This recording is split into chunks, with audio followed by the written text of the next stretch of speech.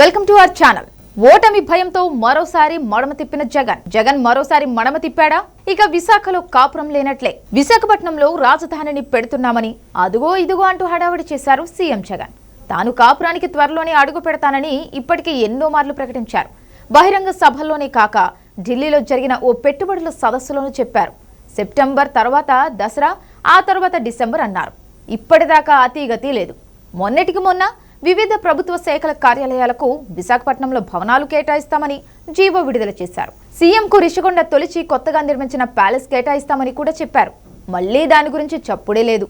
3 రకాల పిటిషన్లు ప్రస్తుతం రాజధాని అంశంలో జగన్కు అడ్డంకిగా ఉన్నాయి. రాజధాని విషయంలో హైకోర్టు ఇచ్చిన తీర్పును ఏపీ ప్రభుత్వం సుప్రీంకోర్టులో సవాల్ చేసింది. ఈ నెలలోనే విచారణ జరగాల్సి ఉంది. విచారణ ఎంతకాలం ఉంటుందో చెప్పడం కష్టం. మరోవైపు ఆఫీసుల తరలింపుపై హైకోర్టులో కేసులున్నాయి. అంతకు మించి క్యాంప్ ఆఫీస్ కోసం నిర్మించిన రిషికొండ ప్యాలెస్ కూడా కోర్టు కేసుల్లో ఇరుక్కుంది. మొదటి నుంచి కూడా విశాఖకు వెళ్లేందుకు ఎన్నోసార్లు ముహూర్తం ఖరారు చేసుకున్నా చివరికి జగన్కు అడ్డంకులు వస్తూనే ఉన్నాయి. 3 రాజధానుల ప్రకటన చేసిన తర్వాత 4-5 నెలల్లోనే విశాఖ వెళ్లడానికి జగన్ రెడీ అయ్యారు. అప్పటికి మిలీనియం టవర్స్ ను ఖాళీ చేసి 4 ఏళ్ల క్రితమే చాలా ఆఫీసులు చూసుకున్నారు.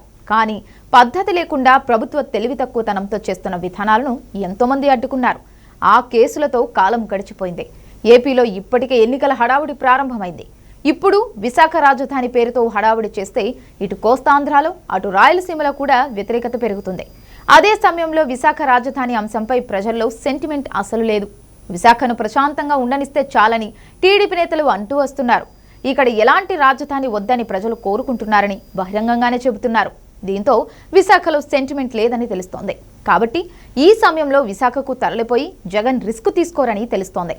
అయితే తెలంగాణలో కేసీఆర్ ప్రగతి భవన్ విలాసవంతమైన భవన్లో అడుగుపెట్టి చేతులు కాల్చుకున్నారు. ఇప్పుడు ఓడిపోయి సొంతింటికి పరిమితమయ్యారు. అందుకే జగన్ కూడా ఇప్పుడు వైజాగ్ రిషికొండ ప్యాలెస్ లో అడుగు పెడితే తనకు అది ఎదురవుతుందేమో అని భయపడుతున్నట్లు తెలుస్తోంది.